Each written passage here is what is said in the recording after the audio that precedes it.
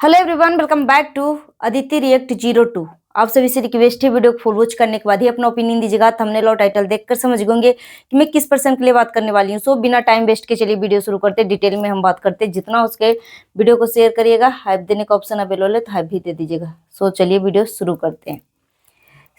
यहाँ पे मैंने कल इस चैनल पे कोई वीडियो नहीं डाला था। काफ़ी ज़्यादा मेरे पास मैसेज आ रहे हैं, कमेंट आ रहे हैं, दीदी आपने वीडियो क्यों नहीं डाला, प्लीज़ वीडियो डालो, आप हमेशा डांसर दीदी के सपोर्ट में रहना। तो यहाँ पे मैं बोलना चाहूँगी कि मैं शुरू से लेके अब तक मैं डांसर दीदी के सपोर्ट में ही हूँ। मुझे तकलीफ़ उस बच्ची का समझ में आ रहा है और इसी से रिलेटेड मेरे पास अगर कमेंट आता है तो मैं बिंदास होकर मैं उस कमेंट को आप सभी के सामने रखती हूँ। और आप सबको पता है कि मैं कोई चापलूसी नहीं करती हूँ, कोई मक्खन नहीं लगाती या ना ही बात को घुमा फिरा कर बात करती हूँ। सीधे जो सवाल होते हैं एग्जैक्ट मैं आप सबके सामने रख देती हूँ कि देखो हमसे इस तरीके के सवाल पूछा जाता है, अब इसके ऊपर जो है अपना प्रतिक्रिया आप सब दो। मैं ऑडियंस से पूछती हूँ और मैं ऑडियंस के लिए काम करती हूँ, पब्लिक के लिए काम करती हूँ। और जो पब्लिक मेरे पास कमेंट करती हैं, अपना टाइम देती हैं, मेहनत लगा कर कमेंट करती हैं, तो मैं उनके कमेंट को उनको रिस्पेक्ट करती हूँ कि वो मेहनत लगा के एक उम्मीद के साथ अगर मेरे पास कमेंट छोड़ा है तो उस कमेंट को मैं आप सभी के सामने रखूं। शुरू से लेके अब तक मैं डांसर दीदी के सपोर्ट में ही हूँ। मेरी सारी वीडियो उठाकर देख लो, सारी वीडियो उठाकर देख लो। जहाँ पे मुझे लगता है कि उस बच्ची के साथ गलत हो रहा है तो फिर मैं उस चीज़ का विरोध करने लगती हूँ कि उस बच्ची का मेहनत का फल मिलना चाहिए। अब यहाँ पे देखो डांसर दीदी के घर की रैकिंग हो रही है। आप सब पता मतलब सोशल मीडिया के थ्रू ही आपको पता चला। और जब तक वो डालती नहीं, डांसर दीदी की मम्मी जब तक सोशल मीडिया पे सारी बातें लाती नहीं तो हमें कैसे पता चलता कि इकबाल खान का जो टीम है कितने नीचे लेवल तक गिर चुका है, कितनी मतलब वो मतलब इसकी जो मानसिकता है क्या सोच रही है। सोचो मैं डांसर दीदी की मम्मी का जब मैं वीडियो देखी थी तो उस वीडियो में डांसर दीदी की मम्मी बोल रही है कि मेरे बच्चों को खतरा है। यहाँ तक कि बोला गया है कि हो सकता है मेरा बेटा विशाल जो है उसको ब्लेड मरवा दे। मेरी बेटी के चेहरे पे तेजाब फेंकने तक की बात बोली गई है। मतलब यहाँ से सोच सकते हो। अब यहाँ पे जो नारा और फारा जो दोनों बहनें हैं, वो दोनों बहनें जो है उनके पास नंबर है, सब कुछ है। ठीक है, डांसर भैया का भी नंबर है। तो ऐसा कुछ इमरजेंसी वाली बात थी तो आप जैसे कि हम नॉर्मल बात करते हैं, किसी से हम कॉल पे बात करते हैं तो नॉर्मल बात करते हैं तो नॉर्मल वेब में हो गया। किसी से हमें इमरजेंसी में बात करनी है तो हमें हमारे तरफ से तड़प होगी कि मुझे इमरजेंसी में बात करनी है, मुझे ज्यादा से ज्यादा जरूरी बात करनी है। ठीक है, तो इस तरीके के हम मैसेज डालेंगे कि भाई मुझे कुछ आपसे बताना है, बहुत इमरजेंसी बात है, नहीं तो फिर कुछ भी हो सकता है। तो इस तरीके के जब हम मैसेज करते हैं तो सामने वाला पर्सन भी उसका वो सोचने पे मजबूर हो जाएगा कि ऐसा क्या चीज है कि वो मुझे इस तरीके की मैसेज कर रही है। ठीक है, मगर यहाँ पे डांसर भैया से नॉर्मली बोला गया कि मुझे विशाल से बात करवा दो और मुझे मिलना है। ठीक है, नॉर्मली। तो भाई अब नॉर्मली का मतलब हो गया नॉर्मली, अब वो फैमिली नहीं मिलना चाह रही है तो फिर अब कैसे बोला। और हाँ, ये जो नारा और फारा बोल रही थी कि डांसर भैया जो है, मेरा जो जो कसम हमने दिया था, जो हमने वादा किया था, वो वादा को तोड़ा है डांसर भैया। क्योंकि डांसर भैया ने बोला कि ठीक है मैं उन सबको नहीं बताऊंगा। मतलब ये जो डांसर दीदी की मम्मी है, ये विशाल से मिलने वाली है, वो नहीं बताने के लिए बोली थी, वो डायरेक्ट जाके बोलती। क्यों ना बताए भाई, क्यों ना बताए। यहाँ पे अगर तुम डायरेक्ट जाके उसके साथ कुछ मतलब नुकसान कर जाती तो उसका जिम्मेदार तो फिर तो डांसर भैया को ही ठहराया जाता कि डांसर भैया को सब कुछ पता था, फिर भी डांसर भैया ने वो फैमिली को प्रोटेक्ट क्यों नहीं किया, पहले से आभास क्यों नहीं दिलवाया। हर चीज का दो पहलू होता है। ठीक है, तो अगर नारा और फारा को लग रहा है कि डांसर भैया ने अपना दिया हुआ कसम या वादा तोड़ा, ठीक है। तो तोड़ा तो क्या, कौन सी गलत कर दिया, वो सामने वाले पर्सन को सावधान और सतर्क तो करेगा ही करेगा। जिस तरीके से देश का माहौल बना हुआ है और जिस तरीके से ये जो इकबाल खान की ऑडियो रिकॉर्डिंग वायरल हुई थी कि मैं उस बच्ची को यूज करूंगा या कुछ भी, और जिस हिसाब से उसके मन में जो मनसा पल रहा था, तो वो सारी चीजें उसके पास, वो बंदे के पास ऑलरेडी उसकी बहुत सारे ऐसे सबूत है, रिकॉर्डिंग है। तो वो सामने वाले पर्सन को क्या फिर से दोबारा से गड्ढे में ढकेलेगा, उसकी फैमिली को क्या मतलब मौत के मुंह में धक्का देने के लिए बात कर रही थी? क्यों नहीं बताए? वादा टूटे तो टूटे, मगर सामने वाला तो सुरक्षित है।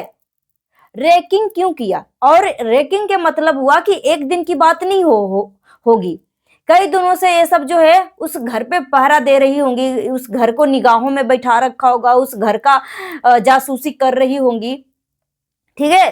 तब जाके एक पर्सन जो, क्योंकि देखो जब कोई किसी का घर का जब रेकिंग करता है या निगाहें बैठा के रखता है, जासूसी करता है ना, तो पहला दिन आपको पता नहीं लगेगा, दूसरा दिन भी आप इग्नोर करोगे। मगर इसी तरीके से अगर कई दिनों तक आपके ऊपर निगरानी रखा गया है, आप अपनी आंखों से देखो, आपकी जो पड़ोसी है वो देखा है, तो फिर तो खतरा तो है, खतरा तो है ना। वो छोटी सी बच्ची जो है अपने दम पे कुछ कर रही है, कुछ अपने माँ बाप की गरीबी दूर करना चाह रही है, अपने माँ बाप का नाम रोशन करने चाह रही है, उसके अंदर टैलेंट है, वो अपना टैलेंट को दिखाना चाह रही है। अगर तुमने उसको मदद किया, वो भी तुम्हें मदद किया।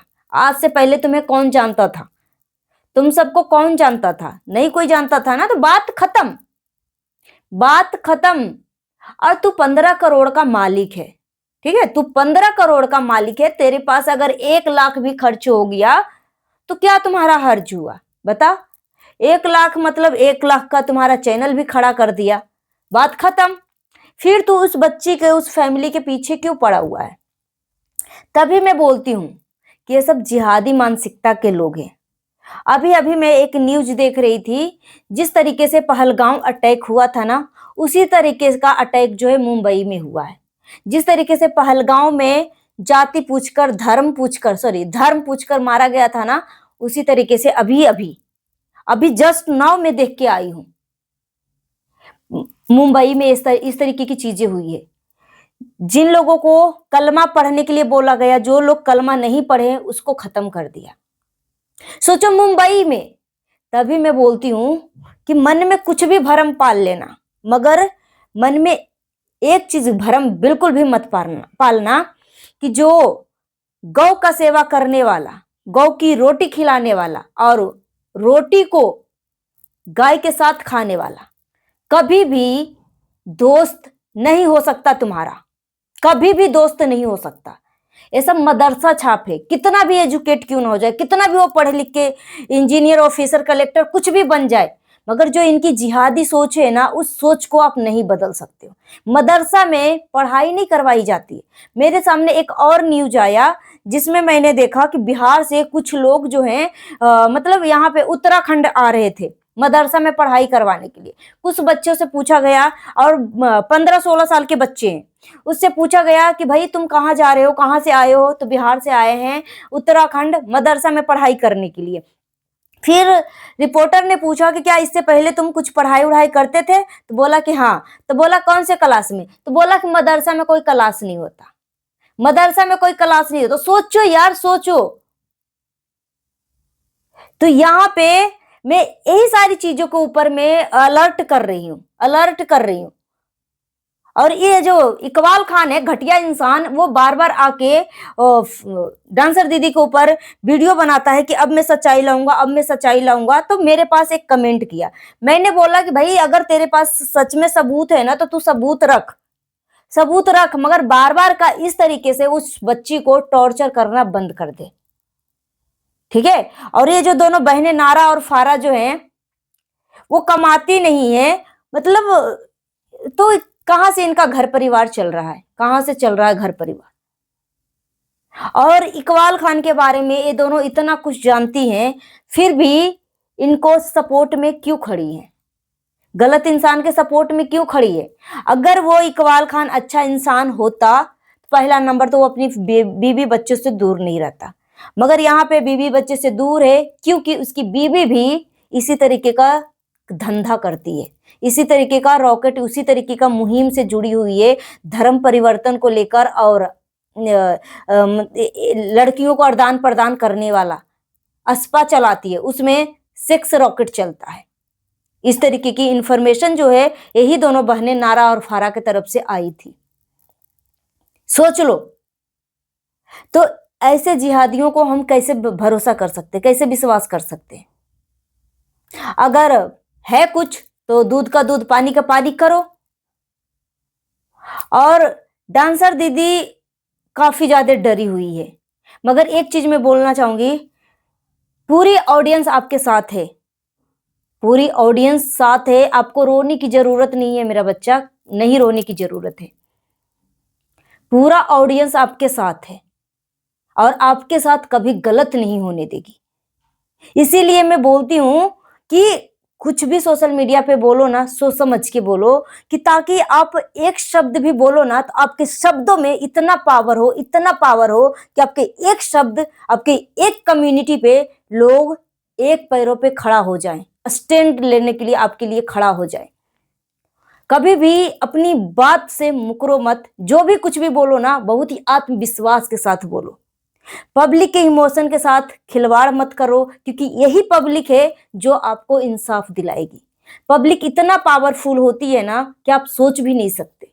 अगर कानूनी कार्रवाई के साथ भी अगर इन जिहादियों को अगर सजा दिला रहे हो और पब्लिक में इसका रिस्पांस अब वो अपोजिट आ रहा है, तो कानून भी छोड़ देता है ऐसे केस को, ठीक है। मगर इन जिहादियों के प्रति अगर सोशल मीडिया पे उसी तरीके का चीजें हो रही है, मतलब कि इंसाफ चाहिए, तो पब्लिक भी, कानून भी इंसाफ के लिए आगे तक लड़ती है, ठीक है। तो पब्लिक को हल्के में मत लो, पब्लिक के इमोशन के साथ मत खेलो। और मैं अगर डांसर दीदी के ऊपर मैं वीडियो बनाती हूँ ना, तो मैं फेसबुक पे देखती हूँ, इंस्टाग्राम पे देखती हूँ, कई जगह देखती हूँ, वो बच्ची मतलब हमेशा इस तरीके की वीडियो नहीं बनाती। जब इसके दिल दिमाग में कुछ हलचल मच जाती है, उसको डर सताता है या उसके साथ सच में कुछ गलत होता है, तब जाके अजीबोगरीब कम्युनिटी छापती है या अजीबोगरीब सॉन्ग को सेलेक्ट करके वीडियो बनाती है। तो जब मैं डांसर दीदी के कम्युनिटी के ऊपर वीडियो बनाती हूँ शब्दों को लेकर, तो फिर मुझे गलत बोला जाता है कि ये बच्ची का एक कमेंट के ऊपर वीडियो बना दिया, उस बच्ची का एक कम्युनिटी के ऊपर वीडियो बना दिया, ये तो मजाक के मूड में है। इस तरीके से डांसर भैया के चमचियों के तरफ से मेरे पास मेरे लिए वीडियो बनता है। अब आप बताओ कि जो सोशल मीडिया पे अपनी प्रतिक्रिया दिखा रहे हैं, जो अपनी सोशल लाइफ दिखा रहे हैं, तो ऑडियंस जो है कैसे विश्वास करे? इनकी कम्युनिटी के ऊपर विश्वास न करे, इनकी रील के ऊपर, वीडियो के ऊपर विश्वास न करे, तो कैसे विश्वास करे? फिर अगर आप ऑडियंस के साथ सच में दिल से जुड़े हुए हो ना, तो उसके इमोशन के साथ मत खिलवाड़ करो, मत खिलवाड़ करो। और मैं डांसर दीदी को भली भांति अच्छे तरीके से मैं जानती हूँ, और मैं हमेशा डांसर दीदी और डांसर भैया के साथ हूं, सपोर्ट में हूं, ठीक है, शुरू से लेके अब तक। सो गाइस, मिलती हूँ नेक्स्ट वीडियो में। Thanks for watching. जितना हो सके वीडियो को शेयर कर दीजिएगा, हाइप देने का ऑप्शन अवेलेबल है तो हाइप भी दे दीजिएगा। मिलती हूँ नेक्स्ट वीडियो में। Thanks for watching.